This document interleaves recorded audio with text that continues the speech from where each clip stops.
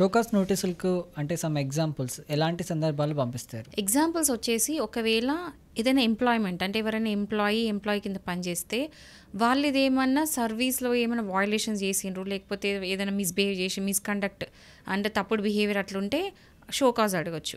ఒకవేళ tax authorities నుంచి show cause వచ్చింది అనుకోండి, ఏదైనా ట్యాక్స్ కనుక ఎవేట్ చేసి అంటే ట్యాక్స్ కట్టకుండా లేదా ట్యాక్స్ ఎన్నో ఇయర్స్ నుంచి కట్టకుండా ఉంటారు కదా, అట్లాంటి ఏమైనా తప్పిదాలు జరిగితే మాత్రం అట్లా ట్యాక్స్ అథారిటీస్ నుంచి కూడా వస్తుంది. లేకపోతే కోర్ట్స్లో మీరు ఏమైనా కంటెంప్ట్ ఆఫ్ కోర్ట్ చేసిండ్రు అంటే కోర్టు ఇచ్చిన జడ్జిమెంట్కి మీరు పాటించలేదు, మీరు చేయలేదు అన్న, లేకపోతే ఏదైనా డిసోబీడియన్స్ లాగా ఏదైనా బిహేవ్ చేసినా కూడా కోర్ట్స్ నుంచి కూడా రావచ్చు.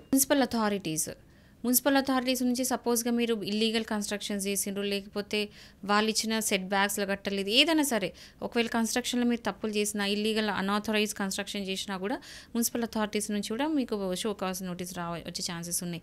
ఒకవేళ ఎడ్యుకేషన్ ఇన్స్టిట్యూషన్స్ నుంచి వచ్చినాయి అనుకోండి, ఏదైనా మాల్ ప్రాక్టీస్ చేయడము, లేకపోతే ఏదైనా ఇండిసిప్లిన్గా బిహేవ్ చేయడము, ఎందుకు ఇదంతా చేసిండ్రు అని చెప్పేసి ఎడ్యుకేషన్ ఇన్స్టిట్యూషన్స్ నుంచి కూడా మీకు షో కాజ్ నోటీస్ వచ్చే ఛాన్సెస్ ఉన్నాయి. సో ఇట్లా రకరకాలుగా షో కాజ్ నోటీసెస్ ఉంటాయి.